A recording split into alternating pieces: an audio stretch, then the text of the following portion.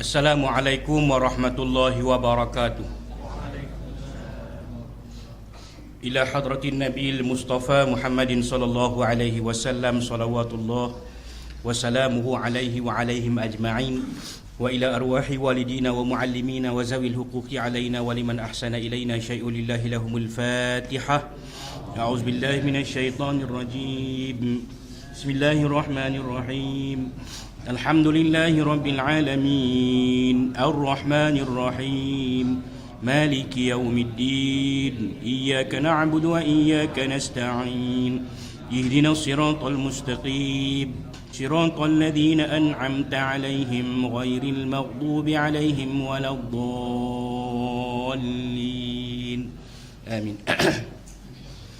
Alhamdulillahi rabbil alamin. Wassalatu wassalamu ala rasulihil amin. المبعوث إلينا خير خليفة الله في أرضه وأحسن أسوة لنا نقتدي به وعلى آله الطاهرين وأصحابه المجاهدين المخلصين إلى يوم الدين.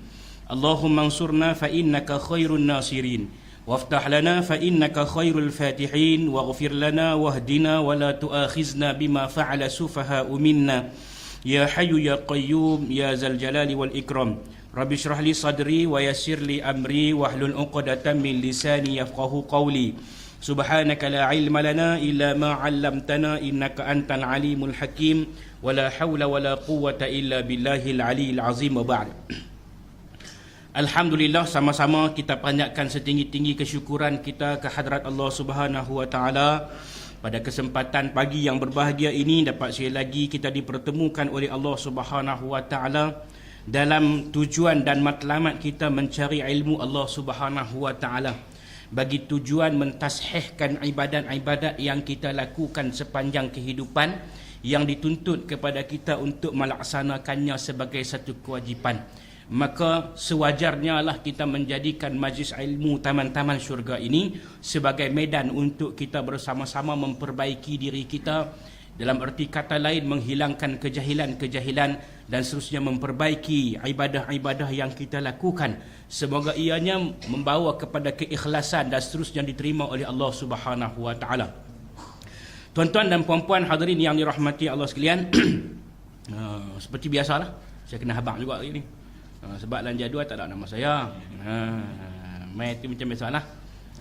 Hak seorang lagi tak boleh mai tu. Hak seorang lagi mai tak apalah no. Tak kisahlah yang mana pun. Baik. Jadi alhamdulillah pada hari ini saya mengajak tuan-tuan dan puan-puan, yang pertama sebagai mukadimahnya, marilah sama-sama kita sikit masa bermuhasabah diri kita. Apabila Allah Subhanahu wa taala telah memberi kepada kita satu lagi nikmat, yakni satu lagi peluang, kita berjaya melangkah kaki kita masuk ke dalam tahun baru Masihi. Dan pada hari ini 8 no? 8 hari duduk dalam tahun 9 pada hari ini 9 lewat sehari. Pada hari ini 9 hari dah hidup dalam tahun baru Masihi. Namun begitu, sambutan tahun baru ini tidak membawa apa-apa kepada kita pun. Tak sambut pun tak apa, tak ada masalah apa satu pun. Cumanya yang perlu kita muhasabahkan apabila Allah kita menginjak kaki kita kepada tahun 2016 ini ia membawa arti bahawa yang pertama Allah bagi kita lanjut umur. Lanjut umur tu maksudnya lanjut umur untuk masuk 2016 saja. Bukan lanjut umur kita tu kuih panjang lagi. Tak ada dah. Tak ada dah. Maknanya kuih pendek. Dia tarikh expired tu dekat dah. Kalau kita tengok botol kicap kan, botol kicap tu kan, bulan 11 2016, bulan 12 2016 boleh makan lagi, tapi sakit perut lah, masam lah. Tapi orang tak, dia 2016 bulan 11 expired, nak lajak pi 12 bulan 12 tak lajak lah kot. Tak lajak lah kot. Sebab itu telah ditentukan oleh Allah Subhanahu wa taala sakat tu saja. Tapi tuan-tuan dikasih sekalian, kita ni seorang pun tak tahu. Ada siapa tahu? Kotlah Cikgu Ramli tahu. Cikgu Ramli tahu. Cikgu Ramli kata, saya masa beranak lu ustaz sekali kan tarikh mati dah siap dah. Nampak tak? Tapi dalam kita tak tahu pun sebenarnya Allah Subhanahu wa taala bagi tanda-tanda pada kita. Betul tak? Dulu kulit kita cekang, lah kulit kita kedut. Kan? Dulu kita tak apa sakit urat, lah tunduk ke, rokok-rokok, aduh tuah balik nak mangkit tu payah. Allah bagi semua tanda-tanda tu lah. Tanda-tanda tu yang ada pada saya dan ada pada tuan-tuan. macam-macam yang Allah bagi kepada kita, nak abang pada kita, kita dah semakin lama. Maka apakah persiapan kita untuk menghadapi hari tersebut? Untuk menghadapi tersebut, apabila Nabi SAW ditanya siapakah orang yang cerdik wahai Rasulullah, kata Nabi SAW, iaitu aktsaruhum lil mauti dzikra, orang yang banyak mengingati mati. Orang banyak ingat mati ini ialah orang yang cerdik, dan mereka membuat persediaan untuk kehidupan selepasnya. Maksudnya selepas mati itu akan bermula satu kehidupan yang tidak ada mati-mati lagi. Tak ada dah mati lepas tu. Makanya persiapan kita nak ke sana apa dia? Salah satunya ialah tuan-tuan, yang tuan-tuan hadir pada hari ini, iaitu majlis ilmu inilah yang akan memastikan kehidupan kita berjaya di dunia atau di akhirat, ataupun untuk memperbaiki amalan-amalan kita. Yang kedua iaitu amalan kita. Amalan kita kan, kita tengok surau ni pun bersih, soft pun banyak. Kalau boleh kita jadilah orang yang penuhkan soft-soft yang ada di surau ini, iaitu kita sembahyang jemaah jangan tinggal lah. Sebab waktu 2 minggu lepas, waktu saya berada di Tanah Suci Makkah, hari ini suasana dia berubah macam dulu. Dulu kalau kita pergi sembahyang waktu tu, kadang-kadang kita jalan 15 minit tu kita sampai tu kira dah lagi boleh turun duduk bawah masjid. Sekarang ni tuan-tuan dirahmati Allah sekalian, suasana yang berlaku iaitu bila kita pergi setengah jam ataupun sejam awal, kita berebut-rebut untuk mendapatkan soft untuk semayang. Maksudnya apa? Berebut nak cari tempat semayang.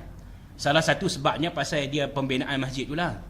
Salah satu sebabnya pasal pembinaan masjid. Masjid yang besar tu dulu ni hanya tinggal 1/4 sahaja. Yang ada kawasan berbumbung tu hanya 1/4 sahaja. Yang lain semua dataran dan tempat yang baru duk buat. Kira nak boleh masuk duduk di lantai Kaabah tu, kira orang terpilih betul ya. Terpilih betul lah, maknanya dengan perjuangan dia, dengan keikhlasan dia, nak boleh duduk atas lantai hak yang tak peyak tak panas tu. Lantai tawaf tu. Nak duduk bawah matah tu ataupun depan lagi pada matah tu memang terpilih. Tapi bila kita balik Malaysia, kita lihat sedih suasana tu. Kan? Saya pergi satu masjid tuan-tuan ni dalam program Maulid Rasul ni. Masjid ni masjid ni bukan tak ada orang sembahyang. Ada lah. 3 orang. Ada lah kan? Tapi yang sedihnya tu, kuliah ilmu tak pernah ada. Tak pernah ada. Kira saya pergi tu, mula-mula ceramah maulid tu, kira mula-mula, saya kata boleh duduk dah lagu ni. Pasal apa? Pasal saudara abang lah kan. Pasal saudara abang. Dia banyak pasal ni. Pasal kawan ni tunjuk pandai, kawan ni tunjuk pandai. Lepas tu kawan ni berebut. Lalas kali semua tinggal. Padan. Kan? Semua tinggal. Hak duk biasa pi pun tak pi. Hak duk pi dah pun tak pi. Hak tak pi lagi dah tak pi. Nampak tak? Dia tak mahu jadi macam tu lah. Kita tak mahu jadi macam tu kan. Kalau kita pi sana, kita berebut ni. Berebut nak masuk tempat sembahyang. Tapi balik pada tempat kita, Allahu Akbar. Nampak sedih kan. Bang lama dah tak main. Dengar seruan azan tapi buat biasa. Buat tak ada apa. Biasa lah. Depa sembahyang ambil pi depa lah. Cukup dah lepas dah belajar kita tu. Kan dia lepas dah patut-patut dipayah tu, kita tak apa duduk di rumah lah tengok TV syok. Di sana ngak ustaz mengajar dia kata kau orang meluat aku. Itu masalah tu. Itu masalah dah. Tapi bukan orang sini. Nah cerita sana tu tempat lain. Jadi tuan-tuan, ibadat kita. Di samping kita memperbaiki ilmu kita, yang kedua kita menambahkan ibadah kita itu kepada ibadah yang betul-betul dan ibadah yang sahih dan ikhlas kerana Allah Subhanahu Wa Taala. Mudah-mudahan dengan bekalan inilah akan mencapai takwa yang Allah Subhanahu Wa Taala nyatakan wa tazawwadu fa inna khairaz zadi taqwa. Siapkanlah bekalan, sesungguhnya bekalan yang akan kamu bawa bertemu Allah yang paling baik khairaz zad at-taqwa, iaitulah bekalan takwa, imtisali awamirih, laksana perintah Allah dan tinggalkan larangan Allah Subhanahu Wa Taala. Sekian untuk mukadimah pada pagi ini. Baik.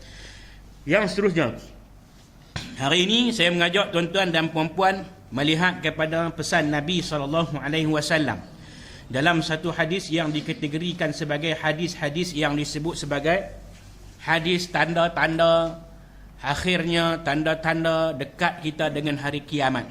Tajuknya 5 perkara yang akan menandakan tanda kiamat. 5 tanda kiamat. Tajuknya. Baik. Hadis daripada Anas, an Anasin qala. Kenal ikut Anas bin Malik tu? Kenal tak? Biasa dengar nama kan? Selalu kalau banyak baca hadis akan sebutlah nama Anas bin Malik. Anas bin Malik ni dia kategori kanak-kanak lah, bukan kanak-kanak sangat, budak lah. kan. Sahabat Nabi SAW yang mungkin saya pernah ceritakan dahulu, yang mana mak dia hantar pergi duduk dengan Nabi, dia berkhidmat dengan Nabi sebagai ghulam. Ghulam ni orang kata pembantu peribadi. Kalau bahasa Allah ni orang panggil pembantu peribadi. Kalau dalam dalam dunia kepimpinan dia panggil usaha politik usaha sulit. Macam itulah. Dia ni berkhidmat dengan Nabi SAW sebagai pembantu peribadi. Okey, baik. Anas bin Malik ni waktu mak dia hantar pergi duduk dengan Nabi SAW ni lama juga. Bila duduk dengan Nabi SAW, dia pun berkhidmat pada Nabi. Antara perkhidmatan yang diberikan oleh Anas ialah menyediakan air untuk Nabi berwuduk.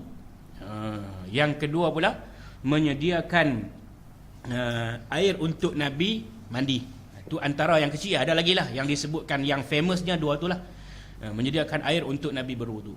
Baik, Anas bin Malik. Sebab tu tuan-tuan dikasih sekalian, kita kan juga menjadi perkara yang baik kalau kita nak kawan kita nak ambil semayang. Kawan kita nak ambil semayang kan, tak ada baik ni cerita ayak dia duduk cebok kan. Kita cebok ayak, kita tuang bagi dia ambil wudu. Ni satu benda yang baik yang kita boleh buat. Satu lagi macam kita tengok ulama-ulama besar yang mai daripada Timur Tengah mai kat ni. Tuan-tuan tengok ada budak-budak kan yang keluar daripada ma'had yang belajar di sini ni. Kemudian bila tuan guru ataupun ulama besar yang keluar daripada tempat ni, contoh dia main surau, dia keluar, dia main masjid, dia keluar. Ada budak-budak kita akan bawa kasut, dia akan pergi letak kasut bagi ni, dia panggil khidmat. Bagi syekh tu pakai, tu panggil khidmat. Kita pun boleh buat macam tu lah, tapi bukan sampai tertunduk, sampai hormat dah. Ini makna perkhidmatan. Buat kasut ataupun kalau panas kita payungkan dan sebagainya. Itu panggil khidmat. Macam yang dibuat oleh Anas bin Malik. Baik. Lepas tu mak dia main jumpa dengan Nabi SAW. Mak dia pun tanyalah, macam mana anak aku ni, Anas ni Nabi, duduk dengan Nabi ni, duduk macam mana? Maka Rasulullah kata, Anas ini seorang anak yang baik. Kemudian mak dia pun kata, wahai Nabi, minta pada Nabi doalah pada Anas ni. Minta doa kepada Anas 3 perkara. Mak dia minta doa 3 perkara. Apa dia doa mak dia tu? Iaitu yang pertama, minta wahai Nabi, bagilah anak aku Anas ini panjang umur dan ramai anak-anak dia. Untuk minta panjang umur, minta ramai anak-anak dia. Allahumma tawil umrahu wa kathir malahu wa iyalahu. Bagi banyak anak-anak dia dan harta dia. Mak dia minta 3 perkara. Yang pertama, panjang umur. Yang kedua, anak ramai. Yang ketiga, harta banyak. Ni nak hidup di dunia memang perlu hak ni. Betul? Perlu hak ni. Umur kena panjang. Tapi umur nak buat macam mana? Orang cakap tu Tuhan bagi. Kemudian minta apa? Anak banyak. Hak ni orang lelaki-lelaki mau, tapi orang perempuan tak mau. Minta anak ramai. Kira beranak-beranak. Mereka bukan tahu. Kita sampai tak tidur menerak. Lama dah tak tidur menerak. Pasal apa? Tahun ni beranak, tahun depan beranak. Bila boleh tidur menerak? Tak ada pasal tidur menerak. Mereka kau duduk menerak kan? Jadi orang perempuan tak orang mau lah. Orang lelaki mau. Tapi ada juga orang perempuan mau. Balik ya lelaki balik sampai, abang, kita kena tambah anak. Orang lelaki pun semangat. Bagus juga tu. Jadi tuan-tuan dan rahmati Allah sekalian, mak dia minta 3 perkara. Tapi Nabi SAW ni yang berwawasan jauh, yang nampak semua benda-benda hak mak dia minta tu semua hak dunia. Nabi doa tambah satu lagi. Doa dia bunyi macam ni, Allahumma tawil umrahu wa kathir malahu wa iyalahu. Ya Allah, panjangkanlah umurnya. Kalau kita, Allahumma tawil umri lah, ya Allah panjangkan umurku, wa kathir mali wa iyali, banyakkanlah hartaku dan anak-anakku. Tapi kalau orang perempuan, anak-anakku tu dia slow sikit. Laki dia doa dia tak amin tu. Dia amin cakap apa? Wa kasir mali, banyak harta. Tapi Nabi tambah satu doa pada Anas ni, doa yang terakhir, doa yang keempat ni apa dia? Wa adkhilhul jannah, dan masukkanlah ia ke dalam syurga. Oh, Nabi doa masuk syurga, tuan-tuan. Nabi doa masuk syurga. Macam mana tuan-tuan? Doa Nabi nak lawan macam mana? Kita kalau boleh doa kan, kita pergi Masjidil Haram, lepas tu imam sudah sebut nama kita, ya, tak ada doa ni. Tu dia orang tengok, tu imam Masjidil Haram sebut nama aku tu, tak doa lagi. Ni Nabi doa pada Anas bin Malik, Allahu Akbar, Allahumma tawil umrahu. Kita kalau kita nak doa kat kita lah, ya Allah panjangkanlah umurku, Allahumma tawil umri wa kathir mali wa iyali, banyakkanlah hartaku dan anak-anakku, wa adkhilnil jannah, dan masukkanlah aku ke dalam syurga. Tiga perkara yang minta tadi ni semua dunia saja. Tapi Nabi minta yang terakhir masuk syurga. Kalau kita umur panjang, tidak membawa kebaikan, tidak membawa keberkatan, tidak mengundang rahmat Allah, tak guna. Yang kedua, kalau kita banyak harta banyak ni, hak mana pun semua harta kita, kalau buat bendang, dua-dua penaik tu kita. Satu penaik berapa? Oh, tak tahu. Satu penaik berapa? Sebab biasa duduk di belah pida. Dia panggil belah ni penaik, belah ni penaik. Satu penaik tu berapa? 10 ulung. Wah, pandai ya. Memang orang bila betul. Kira saya sebut tu yang kena, maknanya ada istilah tu, bukan saya tembak ah. Satu penaik 10 penaik, satu penaik 10 ulung, dua penaik 20 ulung. Hak dia saja ah. Hak dia saja, tak kira hak bini dia lagi. Harta banyak, tapi harta banyak bila dekat-dekat nak meninggal, anak-anak kepala rayuh. Pecah kepala. Ayah tak ubah nama kat cik, ayah duduklah hospital. Ayah ubah nama kat dia saja, biar dia jaga. Dia hak yang ayah ubah nama kat dia tu dia, bini dia perhabis-habis, hang ayah tahu. Ni kata harta banyak tapi tak bawa manfaat. Di dunia lagi Allah tunjuklah. Di dunia lagi Allah tunjuklah bila kita tidak berlaku keadilan terhadap harta-harta ni. Itu harta banyak. Dan harta banyak ni tuan-tuan tak salah. Salah harta banyak. Nak buat macam mana? Kan? Nabi Sulaiman harta banyak. Abu Sufyan harta banyak. Tapi harta yang banyak tadi itu manfaat. Manfaat kepada kita. Kalau kita tengok apa keperluan dalam masyarakat, dalam agama ni, kita yang mendahulukan. Khadijah menyerahkan hartanya. Osman menyerahkan hartanya. Mereka orang senang. Tapi hartanya untuk agama. Tapi bukan bagi untuk semualah. Ada juga untuk bahagian dia saja tu. Ada yang bagi semua pun ada. Tapi Nabi SAW suruh kita bagi separuh. Allah suruh bagi separuh. Mimma. Separuh tu kalau kita kata 10 bahagian, 1/10, 2/10, 3/10, apa semua tu dipanggil sebahagian. Bukan sebahagian tu bagi habis semua tu. Simpan untuk kita sama, untuk kita kehidupan kita dan kehidupan kita sama kita simpan juga. Kemudian harta yang ketiga, anak wa kasir ayya wa ayali, dan banyakkanlah anak pinak aku, anak beranak dia. Jadi Anas bin Malik ni di antara sahabat Nabi SAW yang ramai anaknya.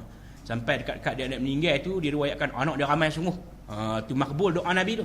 Dan yang terakhir Nabi doa wa adkhilhul jannah. Masukkanlah ia ke dalam syurga.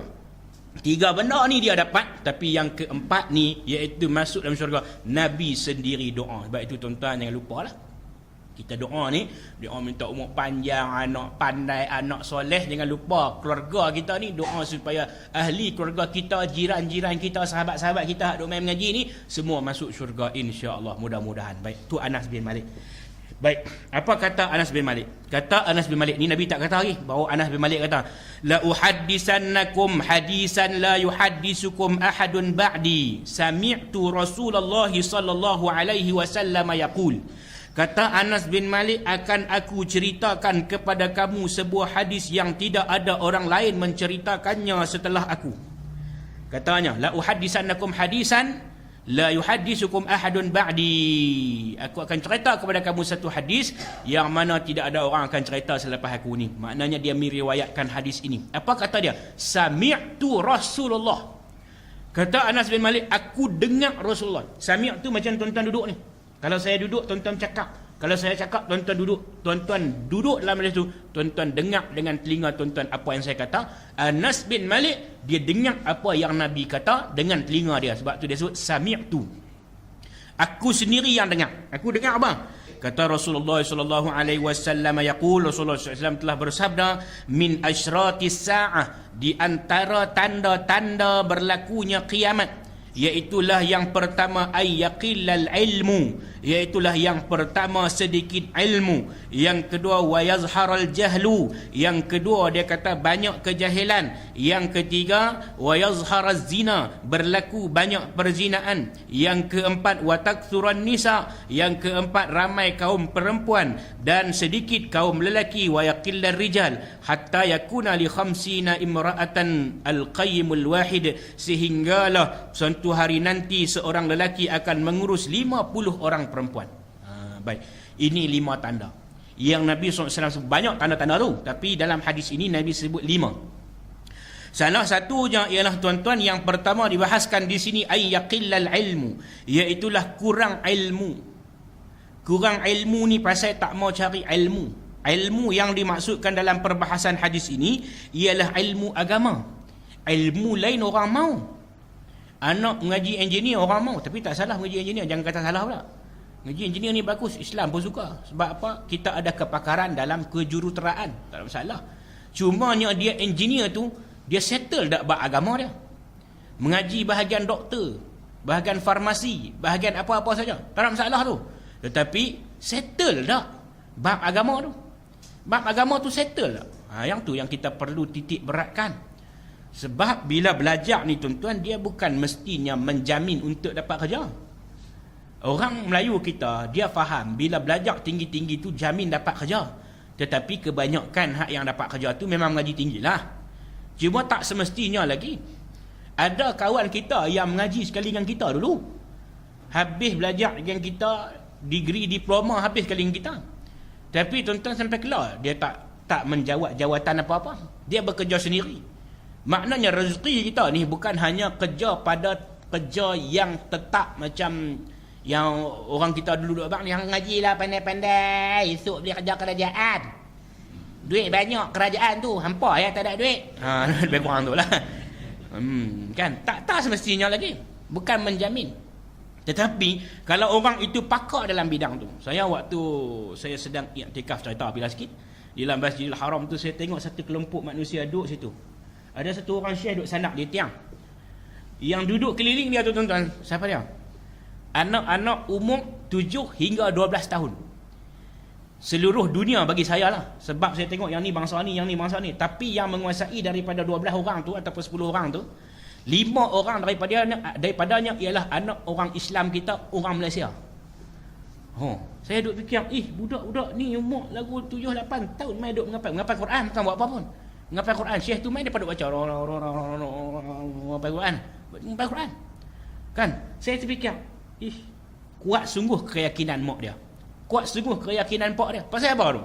Pasal dia hantar belajar Al-Quran pada waktu kecil. Budak tu akan jadi pakar Al-Quran. Sebab apa? Dia hafal pada waktu kecil, ingatan dia lagi kuat. Macam tuan-tuan dulu, masa kita belajar muqaddam dulu, tuan-tuan dengar Tok Guru baca was-sama'i wat-tariqa. Kan tuan-tuan ingat sampai kelar ni ayat tu. Pasal apa? Pasal kita belajar sampai masa kecil. Tapi ayat hak baru ni, kita cuba baca ayat surah apa?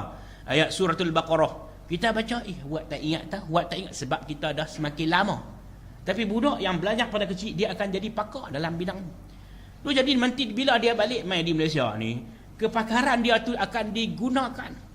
Bukan mentingkan daripada sisi dia balik main, dia boleh ambil saja SPM terbuka, PT3 terbuka, boleh ambil saja. Subjek-subjek yang wajib untuk dia mendapat tempat dalam sektor government dan sebagainya, dia boleh. Cuma dia nak jadi pakar macam tu boleh tak? Dengan cara itu kuatnya mak bapak depa tu menyerahkan semua urusan itu pada Allah Subhanahu Wa Taala. Saya sempat sembang depa, tanya, duduk mana? Johor. Duduk mana? Melaka. Kedah tak ada? Kedah tak ada tak ada Kedah. Allahu Akbar. Kita pun tanya lah, pasal apa kita tak jadi macam tu dulu? Duk fikir kalau aku jadi ni syok. Hari-hari duduk dalam masjid. Dalam masjid hafal Quran. Hafal Quran, lepas tu sembahyang. Lepas tu ibadah. Lepas tu iktikaf. Lepas tu pergi mengaji, ada halaqah-halaqah ilmu tu. Allahu Akbar. Tapi orang kita ni nampak mengaji tak ada sijil. Nak buat apa? Kita nampak begitu. Mengaji tak ada sijil. Kan? Sijil ni dia boleh balik main nanti. Ni nak ambil apa? SPM ambil je. Lepas tu nak ambil apa? Ni apa nama ijazah? Ambil je lah. Dulu tu dia bila hak dia kuasai hak kepala sekali, hak pakar sekali, insya-Allah hak lain dia main sekali. Allahu Akbar ni tuan-tuan. Sedikit ilmu kerana apa? Orang tak nampak kepada ilmu agama ni penting. Ilmu agama ni dia bukan hanya sekadar di dunia saja. Dia daripada mula kita sebelum keluar di dunia sampailah kita pi akhirat nanti ni perlu kepada ilmu agama. Jadi bila orang tak mau ilmu agama, inilah menyebabkan berlaku banyak benda-benda hak tak kena atas dunia ni. Kurang ilmu. Pasal apa? Pasal tak minat, pasal tak syok, pasal mengaji agama ni tak ke mana. Sebab hari ni orang membataskan agama ni hanya untuk keperluan-keperluan tertentu saja. Untuk keperluan yang dikatakan baginya adat sahaja. Bila orang beranak, bila orang mati, bila orang buat kenuri, bila nak semayang, itu ialah agama. Sedangkan bila sebut agama, din itu dia merangkumi segenap aspek kehidupan kita ataupun disebut sebagai cara hidup. Way of life lah orang putih sebut. Cara hidup. Maknanya daripada kita bangun tidur sampai ke tidur pula tu ada kena mengena dengan kehidupan dalam hidup agama, dalam beragama ni. Tapi ada seorang faham dia kata, alah agama tak mana aja, biar kuat buat nuri arwah. Lepas tu baca Yasin boleh apa nama ni, lepas tu buat nuri, lepas tu alah cukup dah dah. Banyak lagi bila tak faham agama, sebab tu dia berlaku penyelewengan. Bila dia menjawat jawatan sebagai seorang pegawai, dia bukan mengawal daripada berlaku penyelewengan, dia yang mempelopori kepada berlaku penyelewengan. Pasal apa? Pasal agama tak masuk. Dia kata tak apa aku ambil tak apa, aku mayang tak apa, mayang hilang habis dosa. Padahal tuan-tuan, nak meletakkan, nak menurunkan tanda tangan tu kena cek dulu. Tak cek ni dia nampak RM duk terbang dalam mata gedik-gedik kan. Itu dia sign buat tak tahuan. Pasal apa sign? Pasal ada habuan. Kalau bahasa kita dia panggil ada hud. Ada hud ni ada pi ada mai. Sebab tu yang paku ni mula ni. Sebab tu yang paku jadi sebatang RM18. Paku kita pergi beli sekilo RM20. Tak sampai RM10, RM20 lah. Ni sebatang jatuh RM20. Pasal apa? Pasal daripada mula-mula nak masuk tender tu kena entertain dah. Lepas tu lepas entertain tu keluar mai lagu ni pula. Lepas sementara nak lulus sampai ni. Lepas tu sementara nak sampai hak nak buat tu betul. Tu je jadi sebatang RM18. Penyelewengan ni berlaku sebab tak faham agama. Dia tak clear bab agama. Dia tak tahu nak membezakan mana satu haram. Kadang dia tahu sekalipun iman dia tak ada. Ni dalam hati tak settle. Dia tak settle apa? Dia tak nampak hak dia makan tadi ni, hak tu akan bawa kesan kepada dia kena bakar api neraka sana tu. Tak. Dia tak nampak yang tu. Dia tak nampak kesan tu di akhirat. Tetapi Allah sebenarnya kadang-kadang, bukan kadang-kadang, selalunya Allah Subhanahu Wa Taala dah datangkan tanda-tanda tu di dunia lagi. Dia balik di rumah dia dengan bini tak settle, mengkelais dia. Sak bini kata gunu, sak dia kata guni, sak bini tak kata, sak dia tak kata. Diam lah tu, diam. Protes dalam diam. Kan? Ada juga. Dia berkelahi ni bukan nanti kata dia hingat. Dia tak hingat pun dia berkelahi juga. Oh tengok depa rumah tangga depa aman, rupanya duk berkelahi dalam WhatsApp ni. Abang kau ajak tak guna, memang tak dah tak handsome. Tapi duk berkelahi dalam WhatsApp. Dulu berkelahi dalam SMS, lah berkelahi dalam WhatsApp. Abang memang keturunan abang semua memang nyegan, balok, tak erti agama je macam. Laki dia balik, hang tu tak sedap diri hampa tu anak-anak orang susah yang aku berkenan kat hang tu pasal saya tak lalat hang ya. Macam-macam. Tapi tengok rumah diam ya. Naknya Allah uji iman kot tu. Uji pasal apa? Ni pasal benda hak tak settle tadi. Hak tak settle tadi. Dua anak bini kehidupan berkeluarga. Bawa pergi mahkamah lah apa semua. Malu pergi mahkamah no. Tapi tak tahulah Tuhan tak uji kita lagu tu. Kena pergi di mahkamah apa semua, tengok orang pakai spek mata hitam besar, lepas tu tutup kelumih apa semua ni, malu. Tahu pula malu. Hak ambil makan tadi tak ada rasa malu. Ini pasal kurang ilmu agama, tu yang pertama. Tu anak tu isteri, anak pula. Anak masuk duduk depan kita lah. Baguslah. Ayah ajak pergi mayang Jumaat, pergi mayang, mangkit pagi ayah mayang. Tak apa dah, settle dah buat semayang tu. Tapi tuan-tuan, hak dia makan tadi ni, hak dia makan, hak ayah dia bawa balik tadi ni, yang tu dia akan menyebabkan proses dalaman anak tu jadi tak clear. Bila dia semakin membesar, masuk sekolah menengah, hantar pergi duduk asrama. Sama asrama tak salah. Tapi pergaulan dia dalam orang asrama tu ada budak-budak yang perangai macam tu. Mungkin dia kena buli, ataupun dia buli orang. Tu. Buli orang. Ataupun dia tengok budak kan tak mana pun kemerah ya. Lekeh ya. Hak dia buli tu besar pada dia lagi. Kan? Hak dia mangkit buat smackdown tu. Kan? Tengok tu mangkit makan dulu. Macam orang bak. Kan? Dia angkat-angkat lutut buah di budak tu, lepas tu tangan pang kena telinga budak tu, dah. Hak budak dia bagi tu besar dah dia lagi. Tapi pasal apa ni? Pasal benda-benda yang macam ni yang menyebabkan rosak, porak peranda rumah tangga dan kelakuan-kelakuan akhlak yang tak ikut lunas-lunas kehidupan manusia sebenarnya. Baik. Kemudian kurang ilmu ni juga pasal apa? Pasal manusia dia sibuk mencari harta benda dunia. Dia mencari harta benda dunia ini, wabtari fi ma atakallahu daral akhirah. Kita cari harta benda dunia ni, atakallah untuk kehidupan akhirat noh. Dan Allah pesan kita juga wala tansa nasibaka minad dunya. Allah suruh kita cari akhirat. Bekalan untuk akhirat yang Allah bagi nikmat-nikmat apa semua kita ni untuk bawa bekalan kita pergi akhirat tu. Tapi Allah kata wala tansa nasibaka minad dunya. Jangan lupa nasibaka kehidupan kamu di atas dunia ni, nasib kamu di atas dunia ni. Maksudnya dunia ni kena ambil juga. Tapi dia letak nombor 2 sebelum akhirat. Allah sebut wabtaghi fi ma atakallahu daral akhirah. Carilah di atas dunia ni apa yang Allah bagi kepada kamu ni, lautan nikmat ni yang Allah bagi kepada manusia ni untuk akhirat. Tapi Allah kata jangan lupa untuk dunia sama.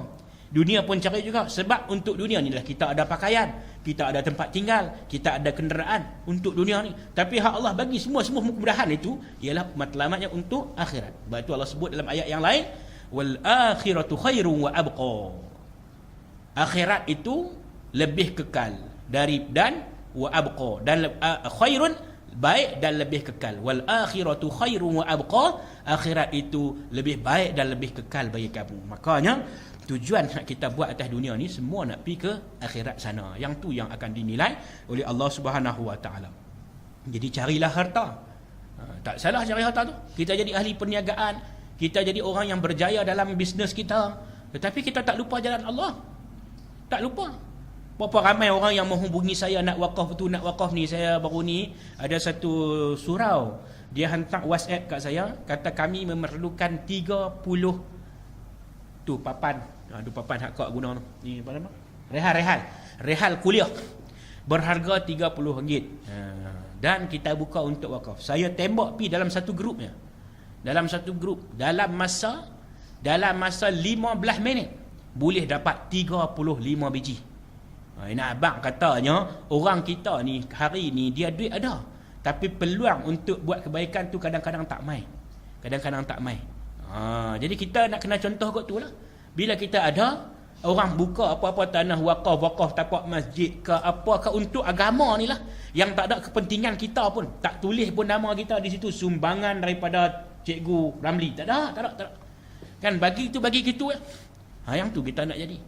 Itu tak salah yang kata tadi ni sibuk mencari harta, tapi yang masalahnya sibuk cari harta sampai tak dan pijak tikar semayang, sampai tak dan letak muka kita yang mulia ni di atas soh semayang, tak dan. Tak dan sat-sat bursa saham, sat-sat Tan Sri panggil, sat-sat Datuk Sri panggil, sat-sat Tun panggil, sat-sat Hanu panggil, tak dan. Appointment ni sampai tak cukup masa. Balik anak tak dan tengok. Ni sibuk mencari harta. Pasal apa? Duk pasal tak cukup. Kan? Duk banyak dah himpun. Duk rasa tak cukup situ saja. Terlalu sibuk mencari harta. Tak ada nak fikir hala ke agama ni. Yang ni kita takut ni.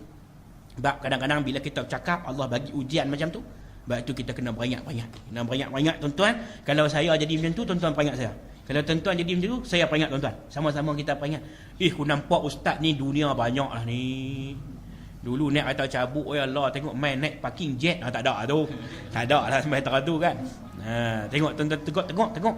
Kita tak semestinya bila kita duduk sebagai orang yang bagi kuliah ataupun pengajar, Allah tak uji kita tak. Semua Allah jadikan ujian bagi manusia itu liyabluwakum ayyukum ahsanu amala. Allah nak uji di antara kita tu siapa yang paling ahsan, yang paling baik amalannya. Maksud ahsanu tadi ialah akhlasuhu wa aswabuhu. Siapa yang paling ikhlas dalam melaksanakan amalannya. Jadi pakat-pakat tegur. Baik. Itu yang kedua, sibuk mencari harta. Yang ketiga, kurang ilmu ni menyebabkan manusia merasa ilmu agama tak penting. Yang keempat, penting dan untuk keperluan dan agama ini tak penting dan penting untuk keperluan tertentu sahaja. Dan gaya penampilan, gaya penyampaian ilmu agama ini tiada tarikan. Itu salah satunya lah. Salah satunya yang disebut sebagai kurang ilmu ini mungkinlah gaya penyampaian ilmu itu tiada tarikan. Sungguh ada juga tentu kita pun kata mengaku. Tapi kita tak boleh salah lah, mungkin disiplin ilmu tu macam tu. Ada guru, minta maaf saya sebut, ada guru yang dia memang serius. Saya pun pernah jumpa guru macam tu. Biasa guru yang macam tu serius. Kalau mengajar ni muka senyum pun tak pernah senyum. Melawak tak ada. Pasal apa? Bila kita tanya dia kata ilmu ini kena serius, tak boleh main-main. Jadi kita ni macam melanggar tok guru lah. Pi tanu melawak. Orang kata apa? Ustaz ni lawa. Macam orang kata biar pi lah. Orang kata kat kita tu pun tak terang mana pun. Biar pi lah kan. Jadi sekurang-kurangnya saya, pendekatan saya sekurang-kurangnya bukan saya nak buat lawak bodoh.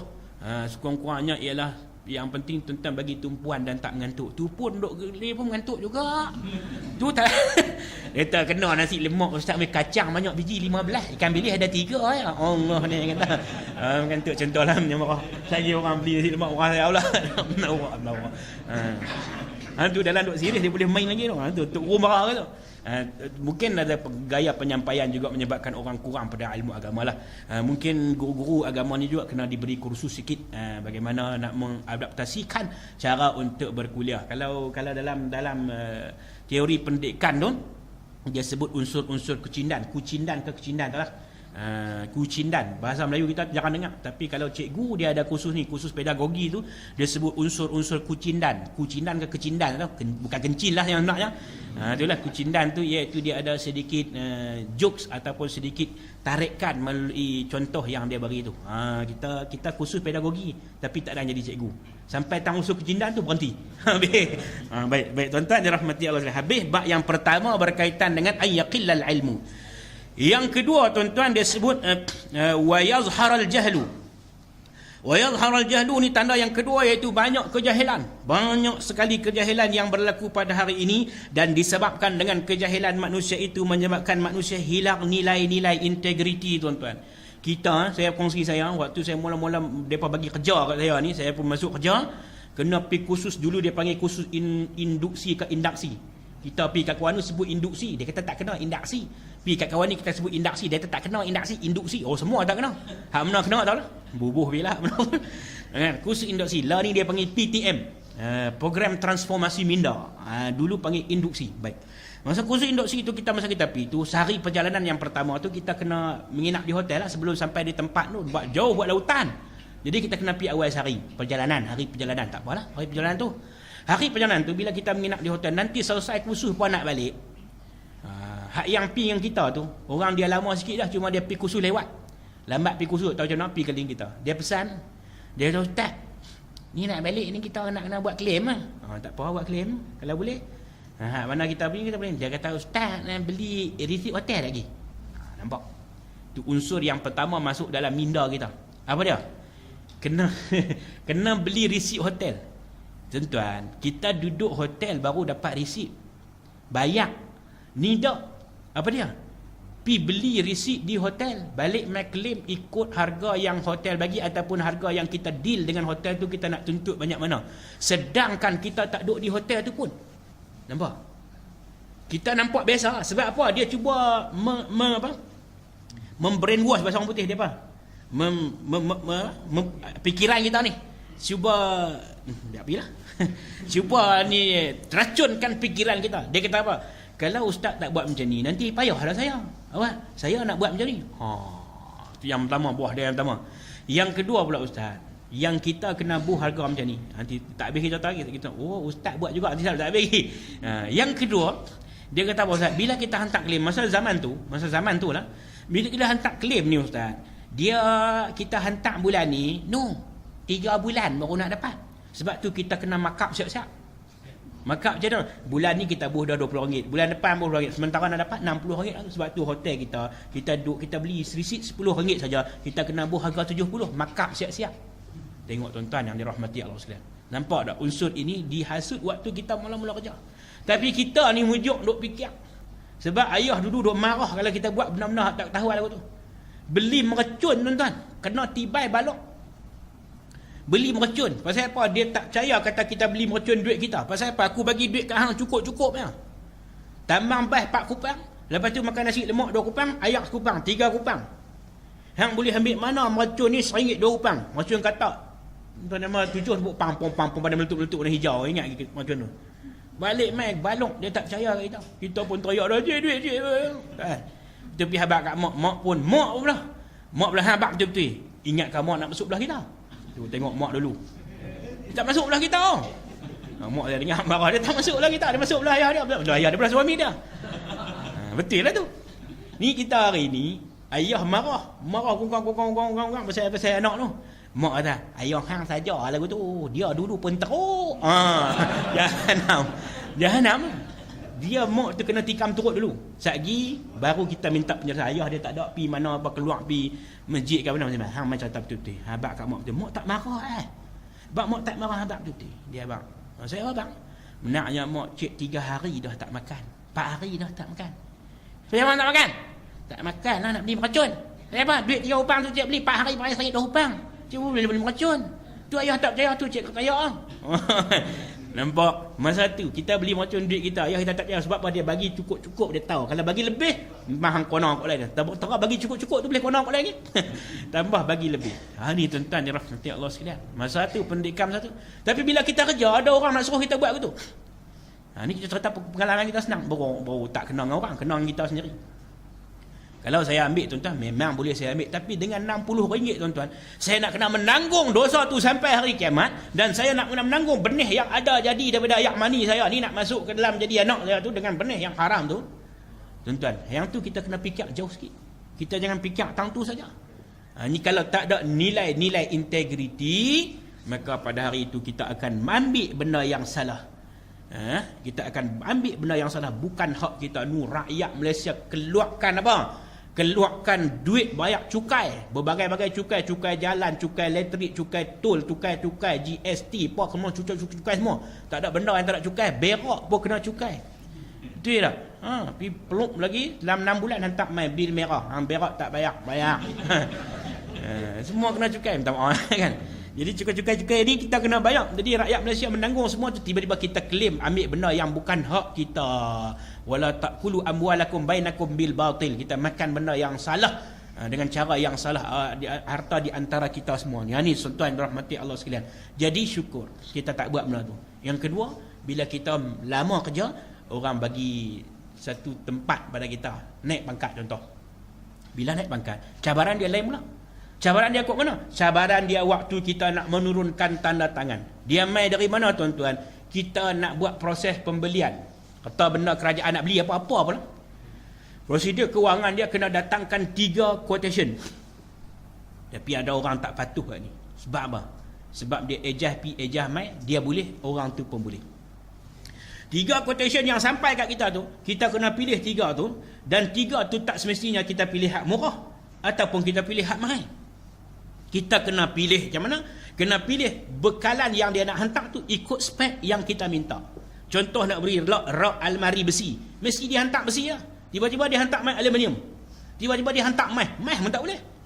Kita nak beli rak almari besi, dia hantar mai. Dia tak apa ustaz, mahal lagi. Tak ada lagi lah rak almari ni nak bahak kata. Yang kita minta hak tu, tapi dia hantar mai spek lain, tak boleh terima. Maka tuan-tuan, proses menerima tadi, kita turunkan tanda tangan, kemudian dia bagi pula kod bawah. Masa dia main hantar benda tu, lepas tu dia pun kata, tak apa ustaz, yang tu kira lain lah, tak apa, misalnya kita bukan nak kerja hari ni, lama lagi, 25 tahun lagi. Dia bang, tak apa, kita, nanti ustaz senang, ustaz kau saya, kau saya, jom ustaz kita kena tayang mana? Danung, habis. Ni tuan-tuan dirahmati Allah sekalian. Ini benda-benda ni berlaku lah. Dia bagi hilang nilai integriti sebab apa? Wa yazharal jahlu. Tu kejahilan yang nampak kan ni. Nampak kan ni pasal apa? Duk rasa tak cukup, duk rasa tak cukup, nak cari jahil. Lepas tu bila orang kata kok nu, dia kata kok ni. Bila orang kata kok nu, kita kok ni. Tapi hak dia pun tak korban pun. Koklah nak korban hak dia sikit. Oh saya gaji saya ni saya korban setengah lah. Sebagai saya seorang pemimpin ni, saya jaga rakyat ni. Dia korban separuh kata lah. Ni tak, dia kata tepat dia tak cukup lepas semua belanja mahal ni pergi masak di pejabat tu. Pergi pejabat masak nasi makan pejabat tu. Lepas tu saya ni pun kerja teruk macam tuan-tuan 3 kerja saya buat. Rakam pula jahanam. Habis. Tuan-tuan yang rahmati Allah sekalian. Dia mula ustaz ni dia tahu tu, dia tak duk marah ustaz tu. Cakap lagu tu pula tak apa. Baik. Kemudian tuan-tuan, di situ juga kerana kejahilan dia berlaku salah takbir urus. Salah takbir urus. Dia tak erti pun. Tak erti tapi dah orang angkat dia, tak ada dah di kalangan orang yang nak angkat ni, angkat dia. Angkat dia pergi jadi dia tu. Jadi dia tu dia keluar macam-macam. Orang kata kok dulu, dia kata kok ni lain kali dia kata kalau tak mau dengan duduk di gurun ni, duduk di pedang. Habis tak. Yang ketiga, salah guna kuasa. Memang berlakulah. Bila kuasa ni tuan-tuan, bagi orang laki-laki ni kuasa tahta dan wanita. Saya sebut dah kot benda ni. Tahta, kuasa dan wanita dia akan menggelapkan mata orang laki-laki tu. Bila dia ada kuasa, dia tak nampak apa lah dengan ego dia, dengan apa semua tak nampak lah. Kemudian tahta, harta banyak kan, tak peduli dah. Orang yang harta banyak ni tuan-tuan kadang-kadang pergi umrah dengan kita pun dia action kami ni. Bas sampai lewat dia kata, "You urus macam mana ustaz?" Tak apa. Tak apa. Saya minta maaf lah. Sekejap kita keluar pergi, sekejap kita tengok kan. Tengok bas tu nak jalan pun terkemut. Ni pasal saya nak urus ni, saya ada habang awal lagi. Saya daripada lepas main subuh tadi ni dah tunggu dah depan ni. Tuan Haji baru turun saja. Dia tunggu bas daripada lepas main subuh, saya tak pergi mana dah. Saya tak pergi makan pun tadi, duk tunggu bas ni. Tapi India baru sampai. Bukan salah saya, bas tu salah. Kemudian bas tu kata bukan saya salah, driver salah. Driver kata bukan saya salah, jalan salah. Siapa salah? Ni tuan-tuan. Kita nak menurunkan ego orang kaya-kaya ni payah sikit kan. Jadi kadang-kadang kita kena bagi, kadang-kadang puak lagu tu sedih. Kalau kita nak bagi berhikmah tak ada pasal dia lagi hebat. Kita nak cakap elok-elok kadang-kadang dia tak dah. You cakap pukul 11, kita tunggu tadi pukul 10.55. Haji tunggu 10.55. Saya lepas main subuh tak pergi mana dah. Kita tunggu lama lagi, padahal kita pun baru turun je. Dia kena kono kat tu. Bukan apa tuan-tuan, biasalah. Harta banyak kan. Pangkat ada, harta ada. Kan orang di mana-mana orang duk hormat dia. Lepas tu main dengan kita, dia buat lebih kurang, tak apa. Lepas tu duk esok kan. PPP tu semua orang boleh masuk dalam muzium. So apa masuk dalam muzium Haramain lah. Tengok, dia seorang tak boleh masuk. Arab tu tahan. Ustaz. Cari kita pula. Cari kita hang ajar ni dah hang pangkat harta banyak, tapi dah kita tak buat macam tu. Kita pergi ajar bagi dia boleh masuk. Tapi saya tak mahabang lah pasal boleh masuk tu, cukup sekat tu dah. Okey, baik. Kemudian berikutnya tuan-tuan, kerana apa berlaku dan kejahilan ni juga menyebabkan manusia hanya bermatlamatkan kebendaan semata-mata, dipanggil fikrah maddiyah. Dia punya pemikiran dia tu hanya memikirkan harta saja. Kebendaan saja. Ini kerana jahil ilmu. Yang khususnya bila senang juga, dia senang untuk buat maksiat. Senang untuk buat maksiat. Sebab apa? Orang tercari-cari. Yang pengurus maksiat tu, dia mai cari kita. Pengurus maksiat tu, dia mai cari kita. Dia offer kita. Dia telefon, hello Tan Sri ya. Kita ada baik punya ni. Baru punya. Orang tak sentuh lagi. Tu Haji, apa nama Tan Sri mau kah? Kita tak sebut Tan Sri lah. Kita buat nama baru, kita bagi orang panggil Tuan. Tuan, ini saya ada, tuan maukah? Orang offer kita benda hak maksiat tu banyak. Ini kerana kejahilan yang ada pada manusia tu, sebab yang kedua. Yang ketiga tuan-tuan hadirin dirahmati Allah sekalian, dia sebut wa yazharaz zina. Wa yazharaz zina ini iaitulah telah terjelas ternyatalah perzinaan berlaku di kalangan mereka, zahirnya zina. Tuan-tuan tengok hari ni, kita duduk di gurun mungkin tak ada kot taman. Tapi kalau tuan-tuan pergi Sungai Petani, taman-taman bunga. Tuan-tuan kira taman bunga lah ni. Kot kat kita apa dah. Saya cerita ni bukan kata dulu ni, masa zaman saya sekolah menengah dulu, benda-benda tu orang buat kot taman bunga, dalam panggung wayang dan sebagainya. Lah ni, dia tak macam tu lah. Lah ni dia teradak-teradak tangga. Rumah flat, dia buat tangga ya kerja tu. Tangga orang tak orang nak naik lift kan. Dia tahu orang tangga tak guna. Dia buat projek di tangga. Ada juga hari ni yang atas mutu. Dia masuk lautan pergi Bukit Tupah mana tu. Masuk atas mutu bawa je. Ni zina, dia berlaku depan mata kita. Kemudian tuan-tuan dirahmati Allah sekalian, yang terbaru ni yang berlaku pada diri saya sendiri. Bukan saya buat zina, berlaku dengan saya sendiri. Apa dia? Yang berlaku pada diri saya sendiri ni, taman kita. Ni rumah saya. Tu taman permainan. Jadi saya balik rumah tu, saya akan konak tu. Konak lepas tu baru boleh masuk dalam rumah. Memang lalu kot tu lah, tak boleh pergi kot lain. Ada satu pergi jalan tapi kot tu lah paling dekat. Jadi bila kita balik ni, mula-mula kita duk tengok mutu. Siapa duk parti mutu tang ni malam-malam ni, pergi tang mana? Satu, tak apa. Balik malam kedua, kita jenis balik malam-malam kan. Malam tak ada rumah. Balik 11.30 pukul 12, kadang-kadang pukul 1, kadang-kadang pukul 2 sampai rumah betul lah. Jadi masa nak sampai tu, kena mutu ni lagi. Sebab dia duk Melayu Skut tambah lagi 2 biji. 2 biji. Kemudian duk tak lama 3 biji, lepas tu tinggal 1 biji balik. Rupa-rupanya dah di padang permainan tu dia ada papan longsok dengan apa nama ni, kerusi batu orang duduk tu. Duduk tang tu. Saya yang boleh tahu tu bila mula-mula bila masuk kereta dengar bunyi gelak. Gelak syok kot. Gelak syok. Saya tak tahulah bunyi lagu pelik kita. Ada Pontianak ke apa. Mana yang terkejut lah dengan malam tu. Lepas tu tengok tu, ada kelibat manusia. Tak apa. Duduk malam esok pula, saya kona tu. Saya berhenti kereta, saya buka tingkap, ceret. Lepas tu aircon duk bunyi. Lepas tu aircon terang. Aircon kan bunyi macam tu kan. Saya tak bunyi apa pun. Aircon tu yang tolong saya. Bila dengar aircon kereta bunyi, lepas tu kereta kita berhenti, lampu tak padam, lepas tu saya pegang handphone. Saya pegang handphone ni, buat enang. Saya pegang handphone, bukan talakut tu, talakut ni. Bila talakut ni dia nampak handphone duk menyala, mangkit selerak. Ni nak abang kata apa? Proses kita nak cegah kemaksiatan bukan nanti kita pergi marah orang, "Woi, rumah hangpa tak ada ke? Mak apa hangpa tak guna? Hangpa tak guna?" Tak.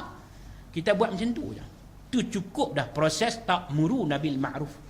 Dia berlaku depan-depan. Takkan saya nak biak kot ni. Tuan-tuan gamak ke biak? Kau duk biak dah? Kau guna? Kita memang tak gamak nak biak tau. Tapi saya malu. Pasal apa yang saya buat tu? Saya malu dengan budak-budak kita yang muda-muda. Ada geng motor. Tuan-tuan kenal lah motor ARC tu. Naik motor ramai-ramai tu. Geng motor lah mungkin tak pernah main sini, pergi tempat lain kot. Geng RC tu. Baru ni malam sambutan tahun baru, mereka pergi di pantai mereka, mereka cetak risalah, lebih kurang sak buku ni lah. Cetak risalah di abang, cerita di tu berkaitan bahaya zina, kesalahan, dia senaraikan. Mereka pergi dalam mereka ramai, dalam 30-40 orang lah. Mereka pergi tu, pergi di pantai mereka tu, mereka bawa, bagi risalah tu siapa saja yang mereka jumpa, mereka bagi sampai di hujung sana. Sampai di hujung sana, mereka tunggu berapa lama? Sampai di sana, mereka tunggu lebih kurang dalam setengah jam, lepas tu mereka patah balik. Patah balik, bagi kat orang yang sama ya. Bagi kat orang yang sama, mereka bentau kata orang yang sama. Patah balik, pergi duduk belakang pula, setengah jam. Tengah jam patah balik, bagi. Lepas tu orang-orang hak duduk ni, pasal apa budak-budak ni ya? Orang hak tadi duduk cadang nak bercengkarama di bawah bulan purnama tu. Tadi tu. Tapi oleh kerana budak-budak ni sak setengah jam lain kali tak jadi. Lain kali semua bungkus balik. Ni saya rasa saya malu kat depa. Depa ni baru belajar agama, pi duk dengar kuliah-kuliah ceramah-ceramah ustaz ya. Tapi depa dah bertindak awal, dia panggil apa program depa? Street dakwah. Street dakwah yang kita tahu street soccer lah. Street soccer, main bola street soccer tu. Depa ni street dakwah. Allahu akbar. Malu kat depa. Tapi kita hak duk cakap tentang ta'muru nabil ma'ruf wa tanhauna 'anil munkar tak buat pun. Jadi saya ambil tindakan macam tu. Kalau berlaku depan mata saya lah. Depan mata saya berhenti kereta, saya duduk diam. Saya tak kata apa pun. Saya tak kata, "Woi, haram." Banyak kali buat haram, tak kata. Saya duduk senyap. Lepas tu aircon bunyi. Aircon tu bagus rupanya, bagi bunyi kuat-kuat. Dia takut dengan aircon tu dengan ni handphone. Handphone menyala ni. Mangkit selerak. Tu cara nak abang. Jadi tuan-tuan, hari ni dikatakan Nabi SAW menyebut bahawa zina berlaku depan mata kamu, tapi kamu tak kata apa pun. Turun daripada tangga rumah, tengok-tengok orang duk buat zina, tak kata apa pun. Ini telah nyata dan jelas pada kita. Dan hari ini aksi-aksi itu bukan sekadar berlaku depan mata kita saja. Budak-budak kita siap merakam aksi-aksi mereka. Dia bukan peduli. Menipu mak bapak, kononnya mereka dia apa? Kononnya dia dicolek dan sebagainya. Padahal ikut jangan bunyi pada. Padahal dia ikut apa? Ikut laki-laki pi mana pun tak tahu. Laki Cina pula tu. Ni tuan-tuan dirahmati Allah sekalian. Benar-benar macam ni kita lah yang kena main peranan. Baik. Kemudian zahir zina ni tuan-tuan, dia akan menjadi apa? Musnah nasab keturunan. Musnah nasab keturunan. Maksudnya keturunan tu, anak tu nak buh bin apa? Tak boleh. Saya dulu waktu satu orang ustazah tu mengajar satu sekolah, dia kata masa ada satu zaman tu pihak JPN mengambil tindakan anak yang lahir di luar pernikahan ni, maksudnya tak menikah kemudian lahir anak tu tak buh bin ataupun tak buh binti. Contohnya Lutfi Amir, binti, bin tiada berkenaan tu tak ada bin lah. Jadi budak ni pula pergi sekolah, dia mengaji dapat hadiah apa? Kehadiran penuh, rajin pergi sekolah budak ni. Mengaji boleh lah juga, tapi rajin pergi sekolah. Panggil hadiah dah naik, masa pengacara nak baca tu, dia baca apa contohnya? Jamilah binti apa? Jamilah binti apa? Duk binti apa? Rupanya binti tak ada. Binti tiada berkenaan. Takkan nak baca binti tiada berkenaan. Tentang bayangkan budak tu tak tahu apa pun. Tapi perbuatan mak bapak mereka. Sebab tu yang hari ni dia ubah buh nama bin Pak Lah. Kan buh Pak Lah sebelum tu dah buh dah, lepas tu dia berhenti sat, lepas tu dia buh balik lah ni. Ni tuan-tuan dirahmati Allah sekalian. Sebenarnya jaga benda tu lah, kesian kat budak tu. Tuan bayangkanlah kalau berlaku dengan adik-beradik dekat-dekat dengan kita, Allahu akbar. Pipi sekolah tak ada bin. Orang lain semua ada bin, dia tak ada. Kacau tu. Nah? Baik. Musnah dia bagi musnah nasab keturunan, tak boleh nak buh bin siapa. Tak tahu bin siapa, nak buh bin siapa. Banyak Bangla ada, Nepal ada, apa semua ada, nak tahu buh bin siapa tak tahu. Itu yang pertama. Yang kedua, runtuh institusi keluarga. Bila berlaku zina-zina ni runtuh lah. Dia berlaku ni tuan-tuan, dia bukan kata budak remaja saja nah. Hak rematua pun jadi juga. No. Dia rajin duk buat overtime. Tak salah buat overtime tu, kerja bagus. Pasal apa? Dah kerja dia tak ada masalah, dia buat overtime. Tapi overtime tadi menyebabkan mereka berjatuh cinta. Itu masalah tu. Masalah. Dia jadi gitu pergi di pejabat. Dia kata hak je rumah cengih serupa dengan singa kumbang tu. Cengih tak boleh tanya apa abang ni menyayang. Anda gagah apa lagi? Omel lah tanya pula. Ada rumah. Tapi dia pergi pejabat kan. You tak balik lagi ke? I overtime. Tak apa I teman you. You makan apa? Burger? Burger. Nampak? Ni tuan-tuan yang dirahmati Allah sekalian. Dia mula macam tu lah. Dia mula cakap baik tu. Cakap baik, lepas tu pandang-pandang aku, senyum-senyum aku. Lepas tu ambil berat dia panggil caring. Orang putih dia panggil caring, lagi loving. Tak tahulah, lebih kurang tu lah. Dia caring terlampau kan, lepas tu ambil berat. Lepas tu, you nak balik tak apa ke? I nak pergi hantar you pun takut suami you ni. Tak apa, you naik taxi, I follow belakang, I follow. Laki dia tobat tak bagus tu. Nak balik, tak balik kau suka hang. Lagi you. Tu. Jadi bila dah ada duk ambil berat tu, hari ni aku masak, esok hang masak, esok aku beli, esok hang beli. Lepas tu keluar makan sekali. Dia mula. Dia berlaku macam ni. Itu yang orang kata apa, jatuh cinta kali kedua. Jatuh cinta kali kedua. Kalau orang perempuan tu tak kahwin lagi tak apa. Ni bini orang duk pergi jatuh cinta. Nampak macam mana kata? Tak pasal perasaan tu ustaz. Perasaan tu ustaz memang tak boleh nak halang. Saya yang cerita ni sebab ada orang bawa kes main kat saya kata. Dia jatuh cinta ni bukan dengan orang lain, dengan anak angkat dia sendiri. Ni bukan cawak ni. Anak angkat tu bukan dia bela dari kecil. Dia ni seorang yang berjawatan juga. Dia ambil anak angkat daripada sekolah tu, kononnya anak orang susah main duduk dengan dia. Budak tu umur belasan tahun. Umur 17-18 duduk dengan dia. Kan? Perempuan. Lepas tu laki dia ni lah yang buat aduan ni. Laki dia cerita lagu ni apa semua. Saya mula-mula pasal anak orang susah ustaz. Mula-mula tak duduk di rumah, kami duduk bantu bagi kewangan dia pergi belajar apa semua. Kemudian macam mana tak tahu apa semua, perempuan saya ajak main duduk di rumah. Ajak duduk di rumah ni saya pun tak apalah, layan macam orang biasa lah. Lepas tu bila saya pergi kursus apa semua, saya telefon perempuan saya tak angkat lah apa semua, saya tak syak apa lagi. Tapi saya balik satu masa, sampai saya tengok perempuan saya tengah duduk suap nasi bagi dia makan. Pelik umur 17 tahun duduk suap nasi makan. Kan? Macam kita lah ni, saya ni kan. Tiba-tiba ada satu orang perempuan duk main suap nasi makan. Kalau saya sakit tak apa. Entah rasa macam mana. Ni budak umur 17 tahun, perempuan hak ambil dia bela dia sebagai anak angkat ni duk suap nasi makan. Hang sakit ke? Nampak? Pasal apa ni? Pasal ada perasaan jatuh cinta pada siapa? Pada anak angkat yang dia bela. Lepas tu laki dia pun mula ambil tindakan. Pasal apa hampa buat aku ni? Aku duk ada. Bini dia kata tak boleh nak buat apa dah bang. Saya dengan dia dah memang cannot go. Tak tahu nak kata apa. Jatuh cinta tu bayangkan. Seorang perempuan yang umur hampir dekat 40-an jatuh cinta dengan umur 17 tahun. Buat main serah kat kita nak suruh kita settle. Ui. Kacau orang tu. Jangan kata tak ada. Ada. Dunia hari ni ada. Dia boleh berlaku macam-macam. Ni pasal duduk sekali, pasal tengok hak tu lebih, pasal tengok hak ni muda dan dia rasa. Masa suami dia tinggal tu memanglah ada anak-anak dia yang lain. Ada anak-anak kecil dia 3 orang, tapi depa pun duduk dalam rumah tu juga. Tapi tak tahulah macam mana. Lain-lain kali pun suami dia suruh budak tu keluar. Suruh budak tu keluar, bukan setakat budak tu keluar. Perempuan dia pun keluar pergi sewa rumah duduk tak lain. Tu sampai tahu tu. Kita tak pernah rasa macam tu. Orang panggil apa jatuh cinta kali kedua. Cinta lagi. Kita tak nak rasa. Tak nak rasa. Tak tahu. Ni cubaan ujian yang kena kat mereka ni. Saya pun ya Allah macam mana nak buat benda ni. Minta pertolongan pada Allah Subhanahu Wa Taala. Tak selesai lagi lah ni. Ni baru pertemuan kali yang kali kedua. Mungkin ada pertemuan semua 8 pertemuan. Lepas tu kita akan serah pada jemaah agama. Habis selesai. Kemudian tuan-tuan, dia bila perlakuan zina yang buat macam tu, dia keadaan dia macam umpama haiwan lah. Kita tengok macam lembu kan. Lembu dia kamduli. Kadang-kadang tok nek dia tu, tok nek dia. Dulu tok nek dia, lepas tu tok nek dia pun dia rabat. Macam tadi ni.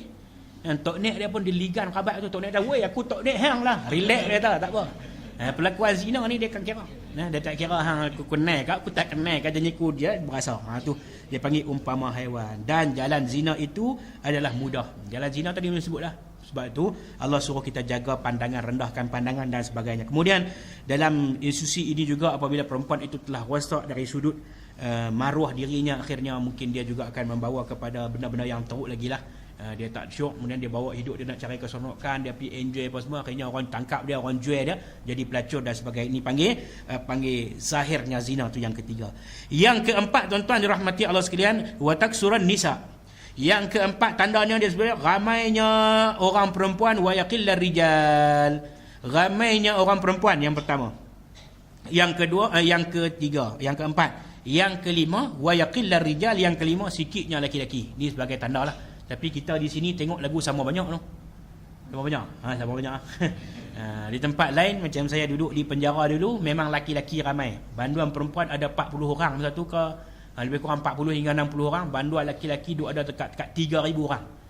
Itu di penjara. Kita pergi di universiti pun kita tengok pula di universiti orang perempuan ramai. Orang laki-laki tak ramai. Kita pergi pusat-pusat pengajian kita tengok orang perempuan ramai, orang lelaki tak ramai. Orang lelaki ramai di mana? Di penjara dengan pusat santi itu memang ramai. Memang ramai tu. Baik, perempuan ramai ini juga adalah sebahagian daripada tanda-tanda berlakunya kiamat. Kalau disebut sini menurut Imam Ibn Hajar, sebab bilangan perempuan lebih ramai dari kaum lelaki adalah akibat dari peperangan yang berlaku dulu.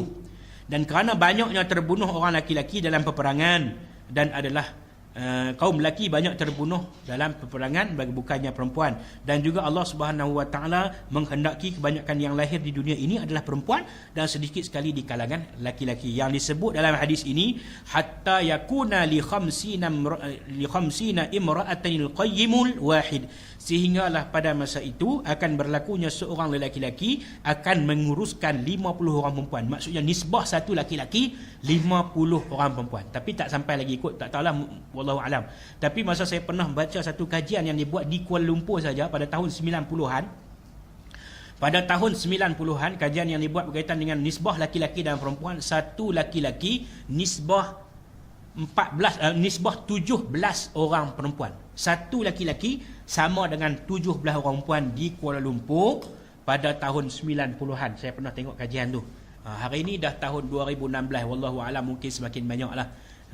Jadi bila tajuk ni, kalau ustaz-ustaz tengah dia hurai kepada tajuk poligami, tapi saya tak hurai kot tu lah. Sebab tengok maklum kata ustaz ni sat gipi ku poligami ni. Saya apa? Saya dah orang perempuan ramai, orang lelaki sikit. Lepas tu taruh apa lagi, dia kata kesian kat orang perempuan lain tu. Kesian kat orang perempuan lain tak menikah, bagi bila lelaki kita tak ada pasal. Tak ada pasal dia kata. Hak lain boleh. Hak lain boleh share. Laki sorry dia kata. Laki sorry nak share. Sorry. Baik. Wallahu a'lam lah, terpulanglah, mungkin Allah akan jadi begitulah. Maknanya itulah di antara tanda-tanda 5 perkara ini yang ada pada kita. Ramainya perempuan, sikit laki-laki. Disebut sini mungkin kerana banyak lelaki meninggal pada masa peperangan, dan mungkin Allah nak jadi tak mungkin lah, memang Allah dah jadikan macam tu. Kita tengok hari ni memang macam tu pun. Orang lelaki ni macam nampak tak ramai ya, macam pupus ya. Tempat-tempat pengajian tak macam di sini. Di sini sama banyak. Kalau tempat lain tak ada. Ada 6 orang lelaki, orang perempuan tu dia 40 orang. Tapi kalau di masjid orang lelaki ramai, orang perempuan tak ramai. Macam itulah keadaan yang berlaku pada hari ini, iaitu apabila ramainya perempuan. Tapi alhamdulillah ramainya perempuan ni pasal apa? Pasal datangnya Islam tu lah. Kalau ikut dulu perkembangan dulu memang tak ada langsung dah orang perempuan. Pasal apa? Pasal pembunuhan kanak-kanak tu. Kan? Wa wa'dul banat, anak perempuan ditanam hidup-hidup. Masa zaman Arab jahiliyah dulu. Tetapi bila mai Islam ni, Islam yang membela orang perempuan ni sampai duduk tahap yang paling tinggi, iaitu tahta al-jannatu tahta aqdabil ummahat. Syurga itu berada di bawah tapak kaki ibu. Tinggi tu. Tinggi. Allah SWT suruh kita hormat mak bapak, ibu kita hormat paling tinggi. Nabi SAW sebut yang 3 kali ummuka nak buat baik pada siapa? Ibu kamu. Dan yang keempat barulah bapak kamu. Makanya tinggi martabat orang perempuan tu. Bersyukurlah kerana jadi orang perempuan. Orang lelaki pun bersyukurlah kerana jadi orang lelaki. Sebab orang lelaki ni dia tak ada peluang untuk tak semayang. Untunglah kan. Orang perempuan ada peluang untuk tak semayang. Orang lelaki tak ada peluang untuk tak semayang. Betul? Tak ada peluang untuk tak semayang. Maknanya wajib semayang. Betul no? Maknanya sentiasa duduklah ibadat, sentiasa duduklah semayang. Baguslah tu. Kemudian orang lelaki ni Allah pilih lah duduk jadi imam. Orang perempuan tak boleh jadi imam. Baguslah, jadi orang lelaki pun bagus, jadi orang perempuan pun bagus. Maka tuan-tuan hadirin dirahmati Allah sekalian, sebagai kita yang berada pada hari ini, maka saya mengajak tuan-tuan dan puan-puan yang dirahmati Allah sekalian, sama-sama kita mempertingkatkan keilmuan kita kepada Allah Subhanahu Wa Taala untuk mencari keredaan Allah, untuk mencari rahmat Allah, untuk mencari kasih sayang Allah dan mencari kasih sayang Nabi sallallahu alaihi wasallam. Yang Nabi suka majlis ilmu ni, Nabi duduk dengan sahabat, Nabi cakap. Nabi duduk dengan sahabat, Nabi cakap, Nabi cerita, Nabi habaq, Nabi sebut. Pasal apa ni? Untuk mendidik umat Nabi SAW. Yang Nabi sebut-sebutlah hadis ni, masa tu tak berlaku. Ada yang tak ada pun, tapi hari ini berlaku. Yang Nabi sebut ni berlaku. Sebab apa? Nabi mendidik sahabat ketika itu, sebahagian yang adalah untuk kita pada hari ini. Untuk kita pada hari ini. Jadi kita ambillah pesan-pesan Nabi ini sempena. Maulidin Nabi tak habis lagi ni, saya nak balik terlepas. Masa saya cakap di sini berkaitan dengan Maulidun Nabi SAW, saya tajuk dia umat yang mendapat umat yang ciri-ciri umat uswatun hasanah. Saya sebut di sini. Dan di akhir tu saya sebut, saya mengajak tuan-tuan untuk kita sama-sama baca kitab Syama'il Muhammadiyah pada tahun lepas, saya ingat ni. Dan pada tahun ni kitab Syama'il baca lagi tak? Tak lagi. Tak lagi pergi beli baca. Tahun ni nak abang kitab lain pula. Tahun ni nak baca dah, baca ringkasan kata tafsir, baca. Tahun ni pula nak abang kita sama-sama ambil satu kitab lagi, iaitu kitab Sahih Bukhari. Ada siapa baca Bukhari? Ada? Mau siapa ada? Cuba angkat tangan. Tak ada. Tak ada. Saya rasa tongkat Cikgu Ramli mahal pada siapa Sahih Bukhari. Nah, jadi tuan-tuan, handphone kita kan harga 1,000. Sahih Bukhari tak sampai 100 pun. Pasal apa saya suruh baca Sahih Bukhari? Dalam tu tuan-tuan, dia cerita semua hak Nabi habaq, hak Nabi kata, hak Nabi buat, hak Nabi tunjuk, yang dihimpun oleh Imam Al-Bukhari daripada yang sahih sahaja. Dia tak ambil benda-benda hak yang tak ada kena mengenai dengan sahih. Sehingga kan nak tapis hadis tu, dia tengok dulu siapakah orang yang meriwayatkan hadis tu. Dia ada himpunan hadis tu, segala bab macam ada situ. Contoh bab solat, dia ada bab solat saja. Contoh bab puasa, dia ada bab puasa. Bab bersin, dia ada bab bersin. Bab menguap, dia ada buat menguap. Dulu saya duk dengar orang tua-tua kata menguap kena tutup mulut. Saya kata main mana? Saya duk cakap seorang-seorang main mana? Dia kata kalau tak tutup mulut, tambah-tambah kita menguap sampai bunyi tu kan. Itu menguap macam Cina. Dia bunyi ambil dok tok buah limau. Kan? Rupa-rupanya menguap dalam tu ada dalam hadis Bukhari. Dia kata apa? Apabila menguap sampai bunyi keadaan syaitan akan masuk ke dalam rongga mulut kamu. Rupanya hak orang tua-tua kata dulu ada dalam Sahih Bukhari. Tapi ada hak tak ada pun banyak. Hak muhung pun ada, hak balin baju naik teh bumbung ke imam masuk rumah, tu muhungnya. Ni muhungnya. Hak betul pun ada. Saya tak, orang tua-tua kita ni mengaji juga Sahih Bukhari. Hari tuan-tuan, sebab tu saya nak abang kata tahun ni sempena Maulid ni, mari kita sama-sama baca kitab Sahih Bukhari, insya-Allah. Mudah-mudahan yang terbaik dari Allah. Kurang baik kelemahan diri saya sendiri, pohon kemaafan. Sekian. Wabillahi taufiq wal hidayah. Wassalamualaikum warahmatullahi wabarakatuh. Bismillahirrahmanirrahim. Alhamdulillahirabbil alamin, wassalatu wassalamu ala asyrafil mursalin wa ala alihi wa sahbihi ajma'in. Allahumma ij'al jam'ana hadza jam'an marhuma wa tafarruqana min ba'dihi tafarruqan ma'suma.